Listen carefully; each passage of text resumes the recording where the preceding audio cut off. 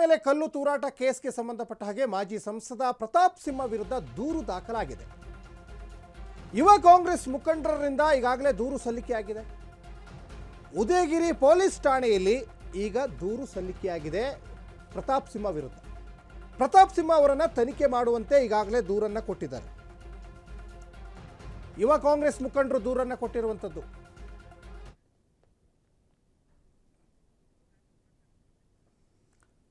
ಮೊನ್ನೆ ಒಟ್ಟಾರೆ ನಡೆದಂತಹ ಪ್ರಕರಣಕ್ಕೆ ಸಂಬಂಧಪಟ್ಟ ಹಾಗೆ ಪ್ರತಾಪ್ ಸಿಂಹ ಅವರ ಕೈವಾಡ ಇದೆ.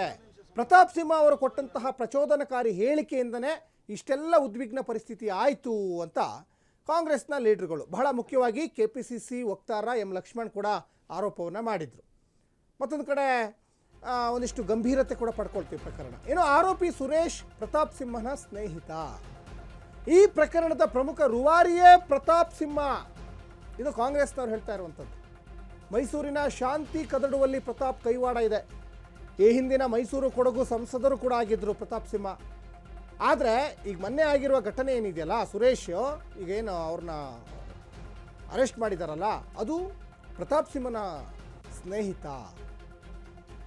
ಮೈಸೂರಿನಲ್ಲಿ ಕಾಂಗ್ರೆಸ್ ಮುಖಂಡ ದೀಪಕ್ ಶಿವಣ್ಣ ಈಗ ಈ ಥರ ಹೇಳಿಕೆಯನ್ನು ಕೊಟ್ಟಿದ್ದಾರೆ. ಮಾನಸಿಕ ಅಸ್ವಸ್ಥರಾಗಿದ್ದಾರೆ. ಒಂದು ಕಡೆ ಅವ್ರನ್ನ ಪಕ್ಷದಿಂದ ಏನೋ ಒಂದು ಸಂಸದರಾಗಿದ್ರು, ಹಾಲಿ ಸಂಸದರಾಗಿದ್ರು, ಅವ್ರನ್ನ ಪಕ್ಷದಿಂದ ಸಂಸದರಾಗಿ ದೂರ ಇಡ್ತಕ್ಕಂಥ ಕೆಲಸವನ್ನ ಮೊದಲಿಗೆ ಮಾಡಿದ್ದಾರೆ. ಮತ್ತು ಇವರು ರಾಜ್ಯಾದ್ಯಂತ ರಾಜ್ಯ ಅಧ್ಯಕ್ಷರಾದ ಬಿಜೆಪಿ ಅಧ್ಯಕ್ಷರಾದ ವಿಜಯೇಂದ್ರ ಅವ್ರ ಮೇಲೆ ಪಿತೂರಿನ ಮಾಡ್ತಾ ಇದ್ದಾರೆ. ಇದೆಲ್ಲ ನೋಡ್ತಾ ನಾವು ಹೇಳ್ತೀವಿ, ಪ್ರತಾಪ್ ಸಿಂಹ ಅವರು ಮಾನಸಿಕವಾಗಿ ಅಸ್ವಸ್ಥರಾಗಿದ್ದಾರೆ. ಕೂಡಲೇ ಅವರು ನಿಮಾನ್ಸ್ ಹಾಸ್ಪಿಟಲ್ ಒಂದು ಚಿಕಿತ್ಸೆಯನ್ನ ಪಡ್ಕೋಬೇಕು ಅಂತ ಮೊದಲನೇದಾಗಿ ಹೇಳ್ತೀವಿ. ಎಸ್, ಈ ಬಗ್ಗೆ ಹೆಚ್ಚಿನ ಡೀಟೇಲ್ಸ್ ಅನ್ನ ನಮ್ಮ ಮೈಸೂರು ಪ್ರತಿನಿಧಿ ಸಂದೀಪ್ ಕೊಡ್ತಾ ಹೋಗ್ತಾರೆ. ಸಂದೀಪ್, ಮೊನ್ನೆ ಒಂದಿಷ್ಟು ಉದ್ವಿಗ್ನ ಪರಿಸ್ಥಿತಿ ಆಯಿತು, ಒಂದಿಷ್ಟು ವಾರ್ ಕೂಡ ನಡೀತು.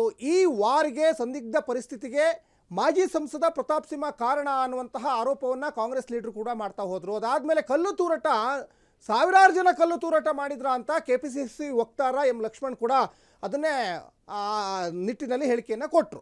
ಹಾಗಾದರೆ ಸತ್ಯಾಸತ್ಯತೆ ಏನು ಸಂದೀಪ್? ಹಾಗಾದರೆ ನಿಜಕ್ಕೂ ಇದರಲ್ಲಿ ಪ್ರತಾಪ್ ಸಿಂಹ ಅವರ ಕೈವಾಡ ಇದೆಯಾ?